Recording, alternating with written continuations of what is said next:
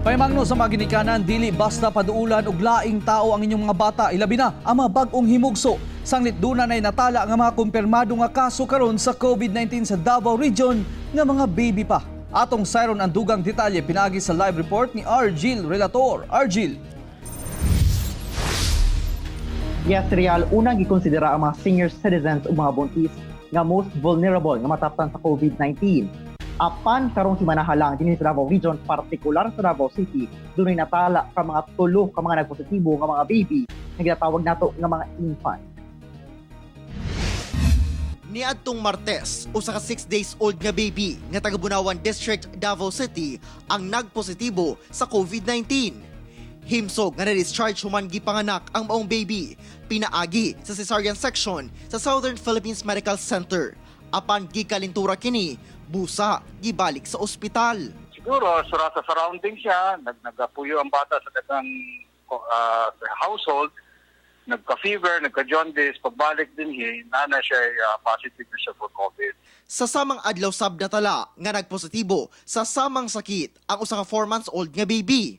Pagka Miyerkules, usa ka 2 months old nga baby nga taga Barangay Mabuhay, Paquibato District na sab ang nagpositibo sa COVID-19.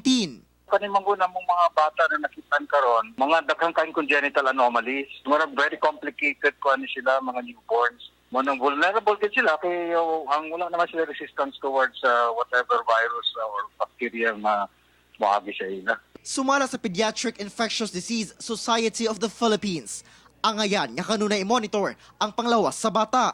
Kung luya ba kini ug walay gana mo inom og gatas, kinahanglan dayon ipa-check up sa doktor.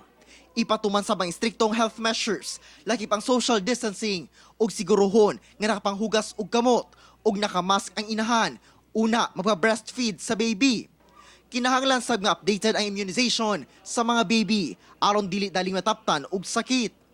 Sa pinakaulahing dato sa DOH, 205 ka mga babaeng nag-edad ug 0 to 19 years old ang nagpositibo sa COVID-19 sa tibuok nasod. Real, sumala sa pediatric specialist nga mild symptoms lang ang nabati niining mga kasagaran sa mga bata nga positibo sa COVID-19. Busa kinahanglan kayo sa mga ginikanan nga i-monitor matag karon kunya ang panglawas sa ilahang mga anak. COVID-19 update kita sa tibuok Pilipinas ana sa 10,463 ka kaso karong adlaw, human natala ang 120 new confirmed cases ug 116 new recoveries pod ang naduga. Real. Amping og dagang salamat, Argil Relator.